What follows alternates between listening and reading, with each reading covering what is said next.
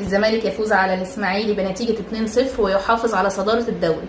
حقيقي الواحد مبسوط جدا، بعيدا عن الاداء اصلا. الواحد مبسوط ان الزمالك عرف يكسب، عايز يكسب، عايز يحافظ على صدارة الدوري، عايز ناخد الدوري. انا بحس ده في كل مباراة بتتلعب دلوقتي، احنا عايزين نكسب.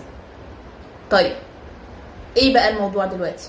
الموضوع ان احنا النهارده نزلنا، طبعا الاسماعيلي يا جماعه مش في احسن حالاته، ده شيء مؤكد. الاسماعيلي مش فايق وما عندوش لعيبه، عنده مشاكل ماديه كبيره، بس ستيل الاسماعيلي هيفضل طول عمره الاسماعيلي اسم كبير. طبعا النهارده الزمالك ضيع فرص ما تضيعش، في لعيبه كانت حلوه، في لعيبه ما كانتش حلوه خالص. انا هنا بقى عايزه اتكلم عن المدير الفني. ليه بحس ان المدير الفني مقتنع بناس ما ينفعش يقتنع بيهم؟ بجد والله مش عشان حاجه، احنا كسبنا اهو، يعني المفروض ان انا فرحانه فعلا،